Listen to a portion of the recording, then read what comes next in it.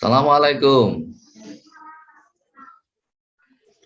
Waalaikumsalam, Pak. Waalaikumsalam. Nah, bisa dengar suara saya ya dengan jelas ya.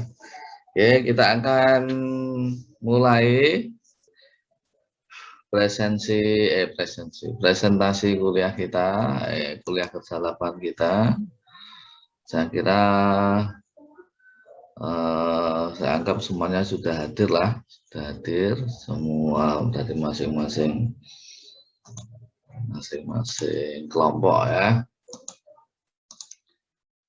Nah, sebelumnya akan saya sampaikan informasi terbaru dari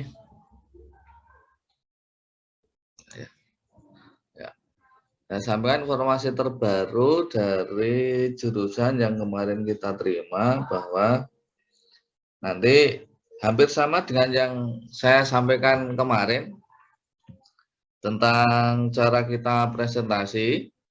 Kemudian tambahannya adalah bahwa nanti jadi kan ada penilaian individu ya. Jadi ada penilaian individu, artinya setiap anggota kelompok nanti harus tampil, entah dia berperan sebagai apa. Sehingga nanti silakan dibagi, ada yang sebagai moderator, gitu, ada yang sebagai presenter, kemudian ada juga yang nanti sebagai menjawab pertanyaan dari kelompok yang lain ya. Dan setiap kelompok ini nanti silahkan untuk bertanya ya, mungkin setengah wajib ya. Jadi siapkan pertanyaan-pertanyaan dari masing-masing kelompok, sehingga nanti akan dijawab oleh kelompok yang lain. Kalaupun nanti misalkan hanya satu atau dua pertanyaan, kemudian ada yang tidak kebagian untuk menjawab, kemungkinan nanti yang tanya kemudian kemungkinan saya, gitu ya. Yaitu kemudian yang kedua, ini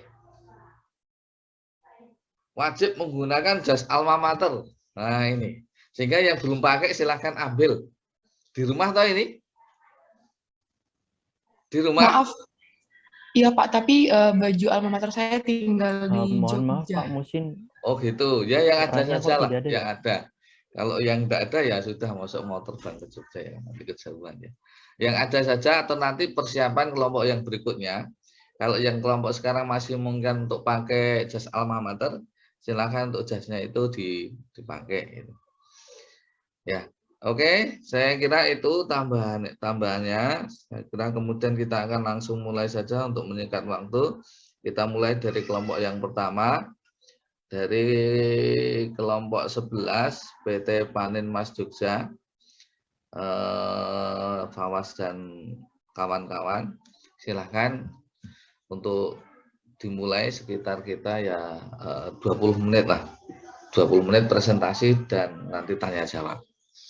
Itu silahkan dibagi siapa yang sebagai moderator, siapa yang presentasi, dan nanti yang lainnya siap untuk menjawab pertanyaan dari kelompok yang lain. Silakan dimulai. Baik Pak, izin share screen ya Pak. Silakan. Mas Ilham bisa minta tolong ya.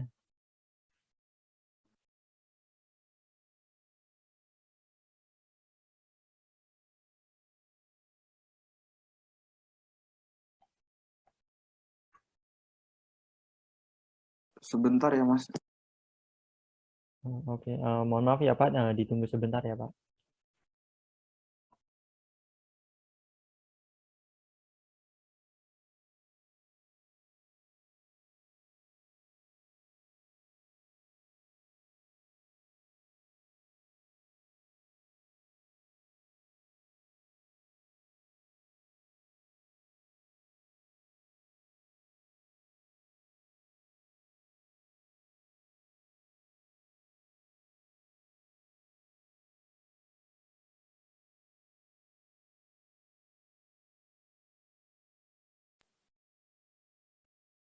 Ya baik. Assalamualaikum warahmatullahi wabarakatuh. Selamat pagi semuanya. Perkenalkan, nama saya Bradipa Herangga dengan NIM 1221988 dengan teman saya. Saya Fawas Aprilaudias Biamdi, NIM 122190048. Saya Hakimanur Rahma, NIM 122190046. Baik, terima kasih. Mohon maaf Pak untuk mahasiswa dengan nama Bagus Yulianto dengan NIM 83 tidak bisa hadir karena kendala yang tidak bisa dia katakan karena dari kemarin belum bisa dihubungi Pak. Oh ya, ini terus nanti kemungkinan nilai individunya jadi nggak ada ini yang siapa namanya? Julianto ya, Bagus Agus Yulianto Pak. Julianto ya. Ya ya. Baik, kami dari kelompok 11 akan mempresentasikan laporan KKL kami yang dari PT Panen Mas Jogja Underwear. Mohon Mas Ilham untuk next slide. Oke, yang pertama ada bab 1, gambaran umum perusahaan. Tadi dilanjut. Ya, jadi PT Panen Mas Jogja ini tadi seperti di judulnya ya. Jadi ini adalah perusahaan industri manufaktur yang bergerak di bidang garmen atau pakaian jadi, terutama pakaian dalam wanita seperti bra, lingerie, seperti pada 12 Desember 2013 di Dukungaran, RT 5 RW 2, Dusun Kuncen, Kecamatan Ceper, Kabupaten Klaten, Jawa Tengah. PT Panen Mas Jogja ini sendiri termasuk dalam perusahaan swasta nasional yang tergabung ke dalam grup Panen Mas Group bersama dengan PT Citra Mas Intimates dan PT Panen Mas Agung. PT Panen Mas Jogja sendiri mengekspor produknya ke beberapa negara seperti Korea Selatan, Jepang, Afrika, Arab Saudi, dan Eropa. Saat ini, PT Panen Mas Jogja memiliki 1.177 pekerja, yang dimana 65-nya adalah di bagian non-produksi, dan sisanya di bagian produksi. Dan PT Panen Mas sendiri menargetkan untuk terus menambah pegawainya hingga 2.000 untuk memenuhi permintaan pasar serta meningkatkan standar hidup masyarakat sekitar. Bisa di next. Berikutnya ada bab 2 yaitu proses produksi. Nah, jadi dalam proses produksinya ini PT Panen Mas bahan-bahan yang digunakan ada beberapa di sini, yaitu ada kain katun, ada kain polister, kain nilon, kain spandex, renda, benang, pengait, dan aksesoris. Nah, bisa dilanjut. Berikutnya ada bahan baku utama. Nah, di sini pada proses produksi tentunya membutuhkan bahan baku utama dan bahan baku penunjang. Nah, bedanya di sini adalah bahan baku utama itu adalah bahan baku yang harus ada apabila produk tersebut ingin jadi. Beda kalau dengan bahan baku penunjang. Tidak ada bahan baku penunjang itu produk tetap bisa jadi. Jadi bahan baku penunjang itu seperti tadi aksesoris. Sedangkan bra itu tidak pakai aksesoris kan tidak apa-apa. Tapi memang biasanya untuk menambah nilai jual diberikan aksesoris. Nah, di sini ada bahan baku utama yang dipakai. Pertama ada sling. Nah, sling ini adalah lapisan untuk memberikan penyokong ekstra. Lalu ada wing, yaitu bagian belakang bra. Ada underband atau bottom band. Nah, ini merupakan bagian penyokong utama yang bra sebenarnya. Lalu ada apex, ini untuk menghubungkan antara tali dan tubuh bra. Lalu ada strap, merupakan tali yang menghubungkan tubuh depan bra dengan bagian belakang. Lalu ada adjuster. Nah, di sini adjuster berfungsi untuk menyesuaikan tali atau strap sehingga strap tidak terlalu ketat dan agar strap tidak terlalu longgar dan terus jauh dari bahu. Lalu ada hook dan eye, merupakan penghubung bra yang fungsinya seperti kancing, yaitu menyambungkan dan menjepit dua bagian. Lalu ada di sini cup. Nah, cup ini biasanya terbuat dari 2 atau 3 bagian. Nah, cup ini harus bisa memberikan cakupan penuh pada payudara. Nah, bahan baku pembuatan cup ini biasanya berupa foam cup atau busa. Lalu terakhir ada center. Nah, center ini sebuah bagian yang sangat penting. Nah, bagian ini harus selalu dipastikan terbentang datar di depan tubuh. Berikut adalah bahan baku utama. Lanjut. Nah, di sini ada proses produksi. Nah, PT Panen Mas Jogja sendiri ini menganut sistem produksinya itu adalah make to order. Jadi PT Panen Mas itu baru memproduksi apabila mereka sudah mendapatkan orderan. Jadi tidak seperti biasanya kita make to stock. Selama kami di industri ini kami lalu disimpan. Jadi berdasarkan permintaan pasar, sedangkan berdasarkan perkiraan pasar, sedangkan PT Panen Mas ini berdasarkan permintaan pasar seperti itu. Nah, di sini pertama proses produksi itu ada spreading. Nah, spreading ini jadi pertama itu mengambil bahan baku dari gudang bahan baku, lalu masuk ke proses produksi pertama spreading. Nah, spreading ini jadi kain itu digelar di atas meja seperti yang bisa dilihat di gambar di pojok kiri bawah yang pertama ini. Nah, jadi setelah di spreading itu akan dilakukan pemotongan sesuai dengan pola yang diinginkan.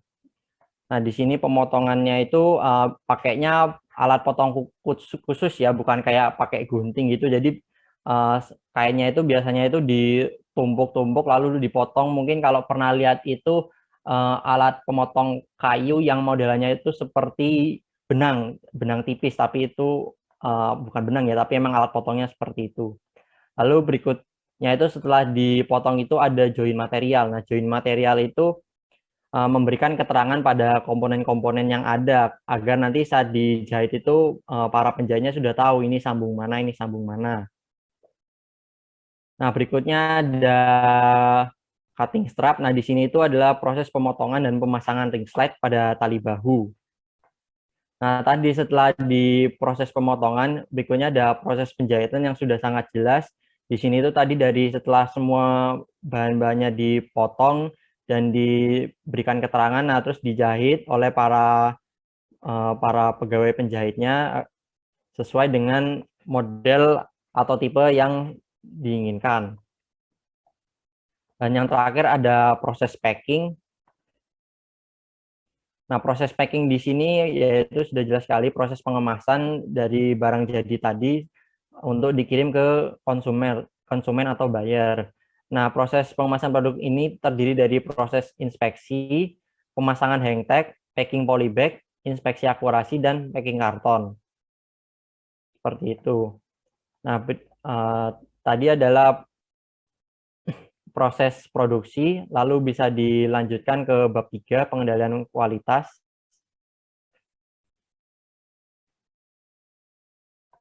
Nah, di sini ada pengendalian kualitas bahan baku. Yang pertama adalah quality control. Nah, di sini itu saat bahan baku diterima, kita itu pertama menginspeksi atau mengecek pertama bahan baku tersebut. Ini tidak dicek semuanya ya, tapi hanya diambil beberapa sampelnya saja. Nah, kalau sudah dicek kualitasnya itu, kalau kualitasnya bagus bisa dilanjutkan ke lantai produksi. Akan tetapi jika kualitasnya jelek itu, maka akan dihubungi pihak suppliernya untuk dimintai keterangan ataupun mungkin penggantian bahan baku. Bisa dilanjut. Nah, berikutnya ada pengendalian kualitas proses. Nah, pengendalian kualitas proses ini adalah pengendalian kualitas selama proses produksi masih berlangsung. Di sini ada dua QC inline. Nah, proses ini dilakukan dengan memeriksa audit potongan dan memeriksa bandel setiap proses. Jadi, kalau tadi proses pemotongan sudah selesai, nah nanti akan dicek apakah sesuai dengan potongan yang diinginkan. Nah, ya, di mana setiap line itu terdapat satu orang karyawan yang ditugaskan untuk melakukan inspeksi terhadap produk setengah jadi selama proses produksi berlangsung. Nah, yang terakhir ada QC inline, yaitu proses pengendalian kualitas produk yang sudah jadi dengan melakukan pengecekan fisik produk dan juga ukuran dimensi produk. Lanjut. Nah, berikutnya ada pengendalian kualitas produk, AQL, Acceptable Quality Level. Nah, di AQL ini adalah sebuah batas, jadi bisa dibilang itu seperti tepatnya itu adalah angka-angka atau nilai-nilai batas yang ditetapkan kepada suatu produk. Jadi apabila misalnya dimensi produknya itu melebihi apa yang diinginkan, maka produk tersebut bisa dibilang gagal. Nah, AQL ini dilakukan agar produk yang dihasilkan itu semuanya sesuai standar kualitas yang kita inginkan, agar tidak terjadi catatan yang diterima oleh para pembeli. Seperti itu.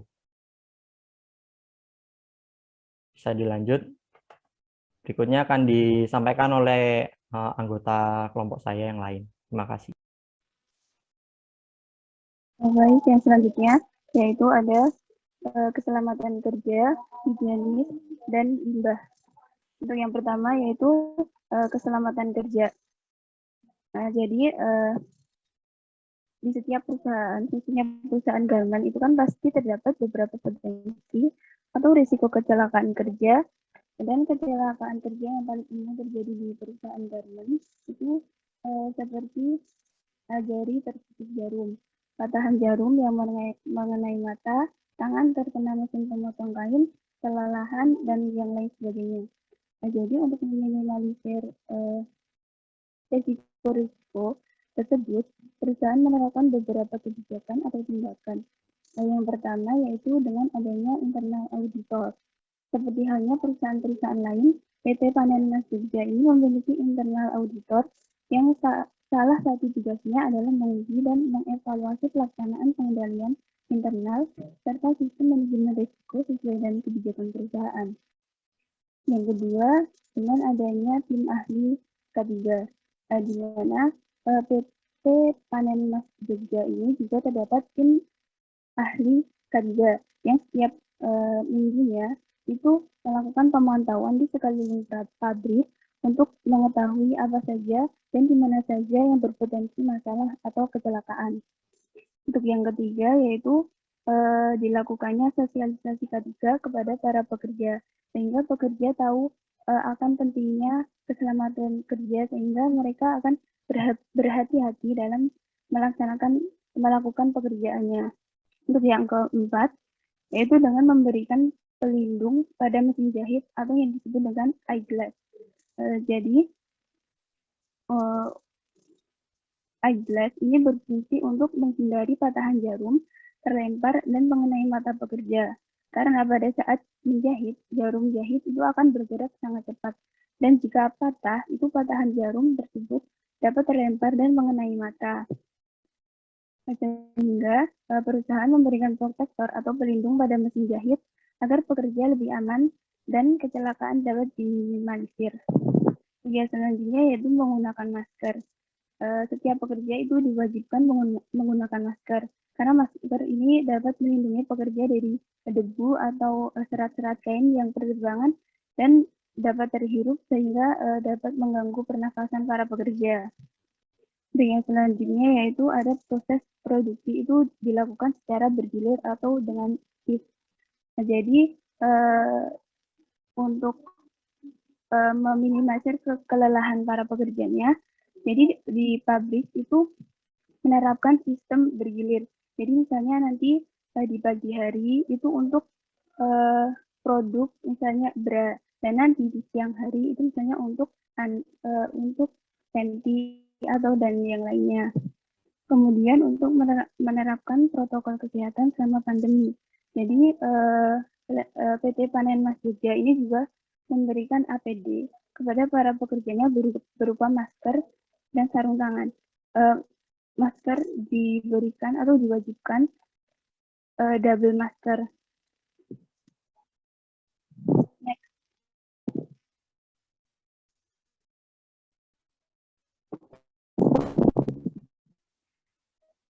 Yang kemudian yaitu ada higienis. Dalam hal higienitas, PT Panen Mas Jogja ini merupakan perusahaan yang sangat mengutamakan kebersihan. Perusahaan akan selalu memastikan bahwa produk yang dijual atau dikirim itu harus bersih dan tidak ada partikelan yang bercampur atau masuk ke dalam produknya. Untuk contohnya, itu ada pemasangan lampu perangkap yang masuk ke ruangan tidak mengotori produk atau masuk ke dalam packing produk. Karena produk yang terkena serangga atau hewan lainnya itu tidak lagi terjamin kebersihannya. Untuk selanjutnya itu menggunakan sarung tangan. Khususnya itu penggunaan sarung tangan ini bertujuan agar produk tidak mudah kotor, khususnya untuk kain yang berwarna terang. Kemudian selanjutnya itu selalu mencuci tangan sebelum bekerja, serta selalu memakai masker untuk para pekerjanya. Selanjutnya,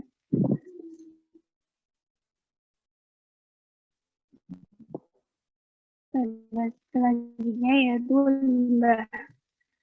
Pada PT Panen Mas Jogja ini, limbah yang dihasilkan yaitu berupa kain sisa, karton, serta lampu TL bekas yang merupakan limbah padat.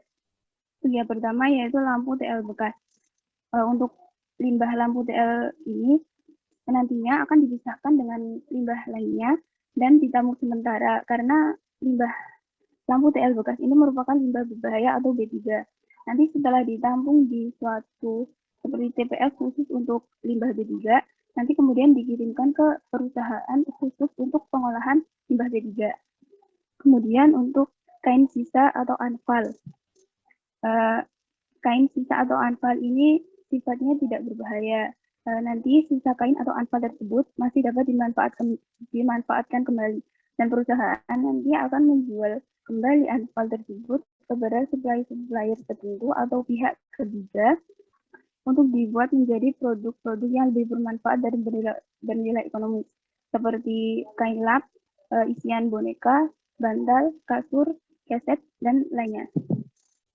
Untuk yang ketiga yaitu ada limbah karton. Limbah karton ini nantinya juga akan dijual dan dikirim ke supplier atau ke pihak ketiga untuk dimanfaatkan kembali.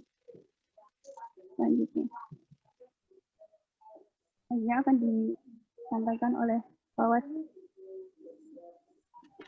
Baik, terima kasih. Akan saya lanjutkan ke bab 5 yaitu organisasi dan manajemen PT Panen Mas Jogja. Bisa dilanjut. Yang pertama, organisasi. Struktur organisasi ini yang pasti akan sangat berguna untuk pembagian tugas sesuai dengan unit satuan kerja yang berfungsi atau bertujuan itu memenuhi tujuan umum perusahaan. Jadi struktur organisasi ini membantulah dalam para pekerjanya supaya pembagian tugasnya bisa terkoordinir dan perintahnya bisa jalan. Lalu departemen yang ada pada bagian produksi itu setidaknya ada 4.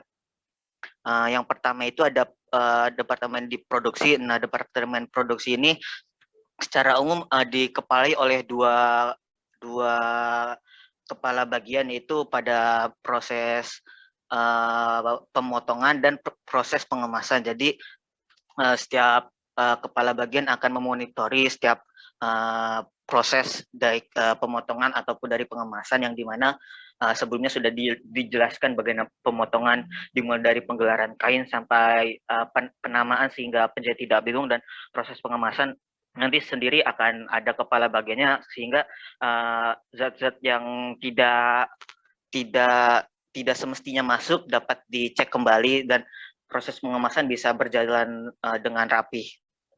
Lalu juga ada penjaminan mutu. Penjaminan mutu di sini di mana bra yang dihasilkan ataupun produk yang dihasilkan itu dapat dicek kembali, yaitu quality control pada bagian akhir atau inline, sehingga produk-produk yang sudah dibuat akan dicek secara menyeluruh apakah ada kecacatan atau tidak, dan dilakukan pengecekan lagi, yaitu pengecekan dengan sampling. Jadi akan diambil beberapa sampling dari berapa ratus produk dan akan dicek apakah ada cacat. Jika kecacatan lebih dari yang diinginkan, maka produk tidak masuk atau tidak lolos untuk ke tahap selanjutnya, yaitu packing.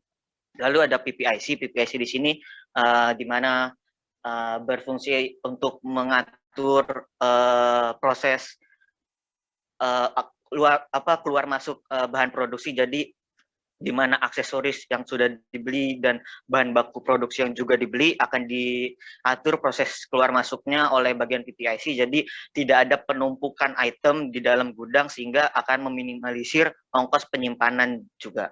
Dan juga tak kalah penting ada ekspor dan impor karena produk panen emas Jogja ini juga di rata-rata juga diekspor ke luar negeri dan bahannya pun rata-rata impor dari Cina, sehingga perlu ada bagiannya tersendiri untuk mengatur bagian ekspor impor supaya perihal perizinan dan lain-lainnya bisa segera diselesaikan dengan baik. Bisa dilanjut. Lalu ada manajemen.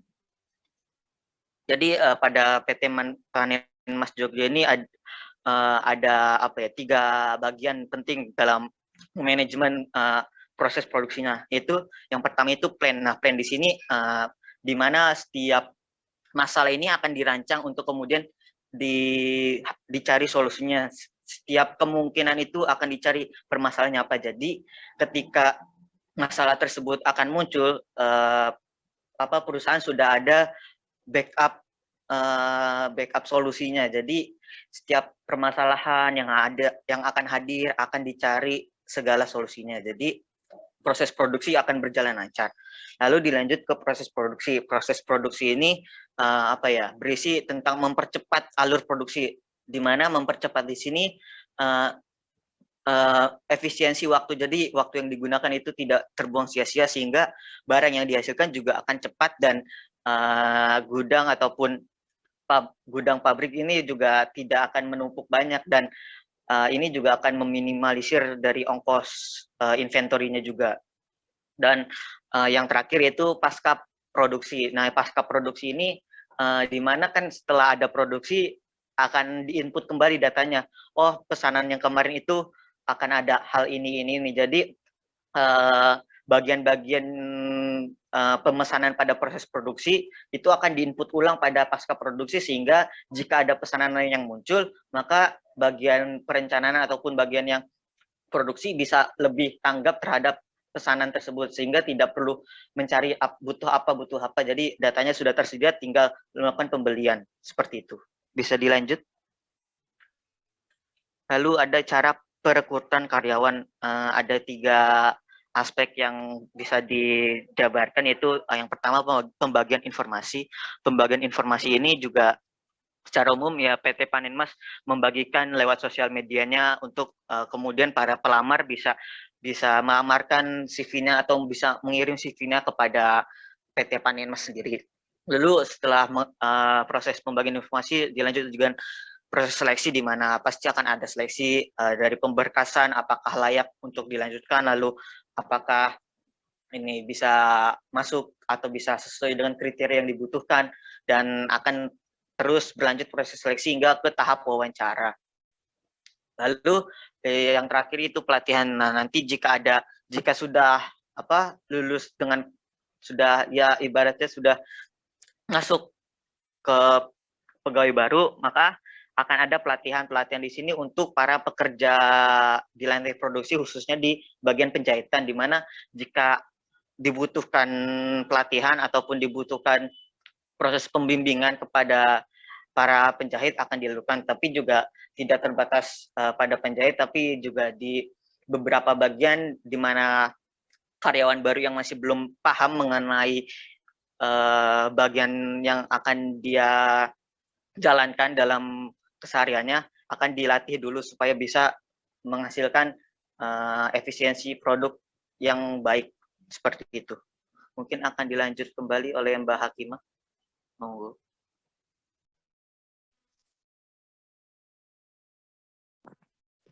Selanjutnya, itu ada 6 mengenai distribusi dan pemasaran. Yang pertama itu untuk distribusi. Pendistribusian produk dari PT Panen Emas Jogja ini akan dilakukan setelah produk selesai dikemas dan disimpan sementara di gudang. Kemudian produk akan menunggu waktu pengiriman sesuai dengan jadwal pengiriman atau schedule shipment yang telah ditentukan oleh perusahaan. Kemudian proses distribusi ini dapat dilakukan melalui jalur darat, laut maupun udara. Jalur darat ini menggunakan truk untuk mengangkut barangnya ke pelabuhan atau ke bandara. Kemudian untuk jalur laut itu dilakukan dengan kapal dan jalur udara dilakukan dengan pesawat. Untuk jalur laut ini pastinya memiliki biaya yang lebih sedikit dibandingkan dengan melalui jalur udara. Jalur laut ini dilakukan apabila waktu distribusi atau waktu yang dimiliki perusahaan untuk pengiriman itu memiliki waktu yang cukup lama, sehingga juga dengan menggunakan jalur laut ini akan meminimalisir biaya distribusi. Kemudian seluruh produk itu merupakan komoditas ekspor yang akan dikirimkan ke beberapa negara seperti Korea Selatan, Jepang, Amerika Serikat, Eropa, serta Arab Saudi. Next. Kemudian yaitu pemasaran. Penerapan strategi pemasaran yang tepat itu menjadi penting dalam upaya untuk mencapai kepuasan dan kesetiaan pelanggan yang maksimal, serta dapat meningkatkan jumlah pelanggan perusahaan. Untuk pemasaran pada PT Panen Mas Jogja ini dilakukan dengan memanfaatkan teknologi internet dengan membuat website yang berisi informasi mengenai perusahaan serta produk yang dihasilkan oleh PT Panen Mas Jogja. Nanti perusahaan dapat meningkatkan brand awareness melalui website tersebut yang dapat diakses oleh semua orang, terutama calon pembeli. Dengan begitu, perusahaan dapat menawarkan serta menjalin kerjasama dengan perusahaan-perusahaan pakaian ternama. Next. Ini akan dilanjutkan oleh Baik, bab 7 yaitu kesimpulan dasaran, bisa dilanjut. Kesimpulannya itu PT Panen Mas ini merupakan perusahaan yang bergerak di bidang industri pakaian ataupun garment dengan produk utamanya itu pakaian dalam seperti bra, panty ataupun lingerie. Nah, seluruh produk ini rata-rata merupakan komoditas ekspor dan dikirimkan ke luar negeri, yaitu antara lain ada Korea Selatan, Jepang, Amerika Serikat, Eropa, serta Arab Saudi. Lalu departemen-departemen pada proses produksi yang ada pada PT Panen Mas sendiri itu ada bagian produksi, lalu penjaminan mutu, PPIC, serta ekspor dan impor. Dan setiap departemen itu dikepalai oleh manajer yang setiap kepala bagian tersebut atau manajer akan bertanggung jawab terhadap manajer pabrik yang akan mengatur. Lalu pada proses produksi PT Panen Mas Jogja ada beberapa proses, yaitu ada proses penting itu dari proses pemotongan, lalu dilanjutkan ke proses penjahitan, dan terakhir yaitu pengemasan atau packing. Nah, dalam setiap proses ini pasti ada masalah ataupun risiko kecelakaan kerja, sehingga PT Panen Mas Jogja juga memiliki K3-nya tersendiri ataupun memiliki standarisasi tersendiri untuk mengatasi permasalahan mengenai keselamatan kerja tersebut. Bisa dilihat dari penggunaan masker, lalu penggunaan kacamata pelindung mata, dan itu sudah diterapkan. Lalu untuk limbah-limbah yang dihasilkan seperti bekas karton ataupun can sisa itu dapat dimanfaatkan kembali sehingga tidak menghasilkan limbah yang berbahaya, dan itu bisa dijual kepada ke pihak ketiga. Bisa dilanjut. Adapun saran yang diberikan pada PT Panen Mas Jogja ini, PT Panen Mas perlu meningkatkan kontrol kualitas sebelum proses pengemasan, karena ada kasus di mana jarum jahit ataupun barang-barang yang tidak diinginkan masuk ke dalam kapbra, dan itu sangat berbahaya bagi pelanggan. Apabila pelanggan mendapat barang tersebut dan terinfeksi, maka akan sangat fatal bagi PT Panen Mas Jogja untuk melakukan pengiriman ke depannya, sehingga perlu ada tinjauan ulang terhadap bagian kontrol kualitas sehingga bisa efisien dan tetap efektif melihat barang-barang yang tidak penting masuk ke dalam kapbra itu sendiri. Mungkin itu dari kelompok kami. Saya kembalikan lagi kepada hadirin ataupun Pak Musin. Jika ada yang bertanya, dipersilahkan. Ya, Terima kasih. terima kasih atas presentasi yang sudah disampaikan oleh kelompok 11. Cukup menarik, artinya dari sisi desain, dari sisi tampilan, dari sisi penyampaian, insya Allah sudah menguasai lah, sudah paham betul. Gitu. Mas Wasin di mana ini lokasinya? Kok kayak di bilik ini? Di rumah, Pak. Oh, di rumah. Oh ya, ini termasuk yang pemakai produknya Panen Mas enggak? Tidak, Pak, Oh, tidak. tidak ya. Ya, oke. Bukan saya. Saya kira kok pakai gitu. Ya, sudah kita lanjutkan ke sesi tanya jawab. Silakan dari kelompok 12 dan 13 mengajukan pertanyaan kepada kelompok 11. Silakan.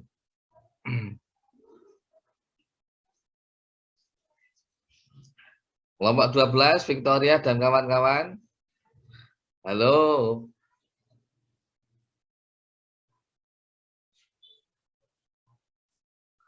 Kelompok 13,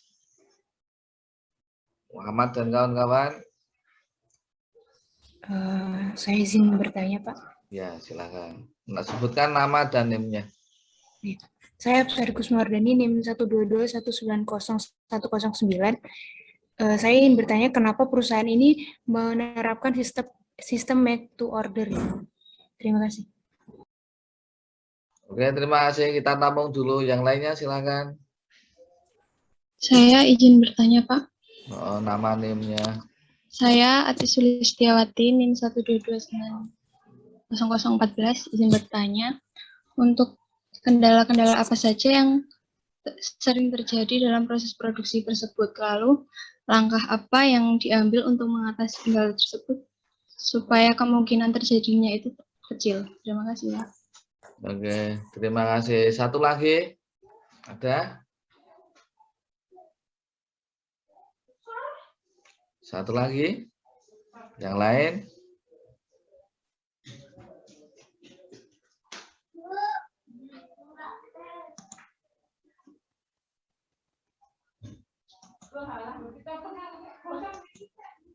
Tidak ada?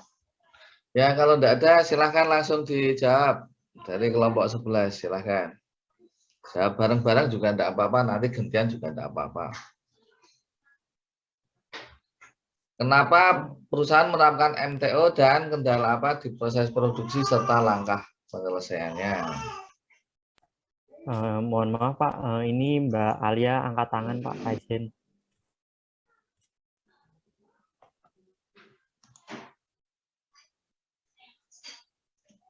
Mohon maaf Mbak Alia, suaranya tidak masuk Mbak.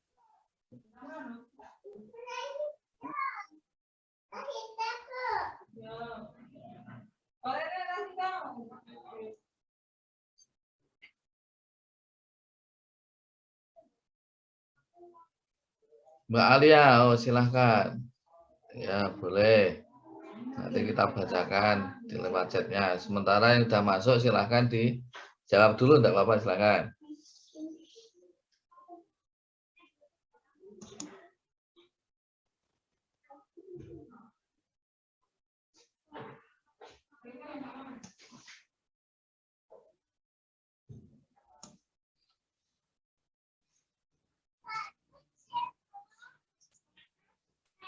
Silakan mulai dijawab tadi.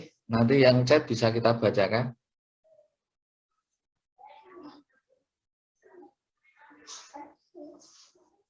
Dikerjakan. Seperti itu mungkin dari saya. Dari teman-teman mungkin ada tambahan. Monggo.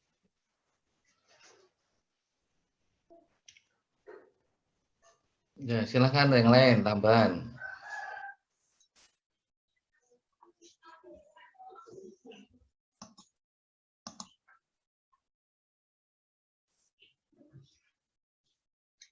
Tidak ada? Sudah cukup? Ya. Ada tambahan yang lain atau komentar yang lain yang mau disampaikan? Kalau dari saya tidak ada Pak, mungkin sudah cukup. Sudah cukup. Oke. Ya, mungkin tambahan dari saya kemarin ketika presentasi di sana disampaikan tidak tentang penggunaan teknologi informasi atau sistem informasi atau penggunaan komputerisasi dalam hal manajemen perusahaan. Karena kita tahu bahwa teknik-teknik dalam industri ketika dia dijalankan di teknik industri itu akan sangat lama ketika dilakukan secara manual. Misalkan ini perusahaan MTO ya, make to order ya. Bagaimana pengelolaan order itu akan sangat lama ketika dia hanya diproses secara manual. Sehingga akan lebih cepat sekali ketika terkomputerisasi. Ada sistem office automation system gitu misalnya, atau terkomputerisasi tentang pengadaan bahan baku, penerimaan order, penjadwalan produksi dan lain sebagainya. Ada nggak kemarin disinggung? Atau setahu kalian ada tidak? Izin masuk Pak, mungkin secara spesifik kurang tahu, tapi pasca produksi itu akan ada pendataan ulang terhadap pemesanan gitu Pak. Jadi setelah ada pemesanan akan didata untuk proses pemesanan jika terjadi lagi. Jadi jika ada pesanan ini sudah ada datanya dan langsung diproses produksi. Seperti itu. Kemarin saya nangkepnya gitu. Oh ya, oke. Terima kasih. Karena apa? Karena keunggulan kompetitif sekarang itu persaingan antar perusahaan itu tergantung dari penggunaan teknologi yang digunakan. Misalkan Anda sudah menguasai banyak teori, banyak formula, banyak teknik, banyak rumus tentang teknik industri, itu akan lebih cepat, efektif, dan efisien ketika itu digarap, dikerjakan dengan menggunakan teknologi komputerisasi. Kita tahu komputer itu kemudian dia memiliki keunggulan utama yaitu tentang kecepatan ya dalam menghitung dan memori yang dia simpan. Oke, terima kasih untuk kelompok 11. Ya, kita berikan aplaus walaupun tidak terdengar tidak apa-apa ya. Terima kasih. Kita lanjutkan kelompok yang kedua. Dari mohon maaf Pak, itu tadi baru satu pertanyaan Pak, 2 pertanyaan belum dijawab Pak. Oh belum? Oh ya, ya oke. Lanjut. Ya silakan ya belum. Izin menjawab ya Pak untuk pertanyaan 1 tadi, kenapa PT Panen Mas Jogja ini menetapkan sistem make to order bukan make to stock ya. Untuk ini mohon maaf ya Mbak, tidak bisa memberikan jawaban pasti karena saat saya tanyakan kemarin juga ini memang PT Panen Mas ini dari awalnya itu make to order, jadi mereka hanya menerima orderan, jadi mereka tidak memproduksi berdasarkan permintaan pasar seperti itu Mbak. Jadi mereka di sini hanya seperti produsen saja, hanya menerima orderan, tidak ada namanya itu inisiatif untuk memproduksi dulu lalu mencari bayar, tidak, tapi mereka di sini itu bayarnya mendatangi mereka dulu, memesan, baru barangnya akan diproduksi seperti itu Mbak Afsari. Mungkin izin menambahkan ya Mas Datip, terkait make to order mungkin lebih ke arah tujuannya itu untuk meminimalisir biaya inventory. Jadi produk yang sudah dihasilkan itu pasti nanti akan langsung dikirim, jadi tidak ada penumpukan di gudang. Dan kemarin juga sempat disinggung bahwa ya biaya penyimpanan juga lumayan mahal. Jadi di sini PT Panen Mas akan mengirit sangat menghemat gitu biaya penyimpanan, sehingga diterapkanlah make to order, dan itu ya bisa berjalan dengan maksimal gitu sih, mau nambahin aja. Terima kasih. Mungkin ada tambahan lain, monggo.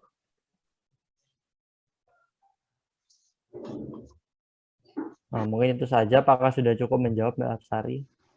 Oh ya, terima kasih. Jadi kenapa kok MTO itu biasanya, karena emang produknya itu spesifik biasanya satu ya, sehingga dia itu ukuran, dimensi, kemudian kebutuhannya itu khusus. Biasanya yang terjadi seperti itu. Beda kalau misalkan mie itu kan setiap orang bisa makan, bisa mengkonsumsi ya, tanpa dia harus misalkan ukuran berat badannya sekian, tinggi badan sekian, kemudian harus di daerah mana, di lokasi mana, tanpa segmentasi pasar pun itu mereka sudah bisa langsung konsumsi, misalkan mie seperti itu. Di lain itu juga tentang misalkan berbasis juga kebutuhan ya. Jadi untuk daerah-daerah tertentu misalkan pengennya itu seperti ini dengan bahan seperti ini gitu. Nah itu kenapa kok biasanya yang terjadi perusahaan itu menerapkan MTO, tidak MTS. Itu tambahan saja.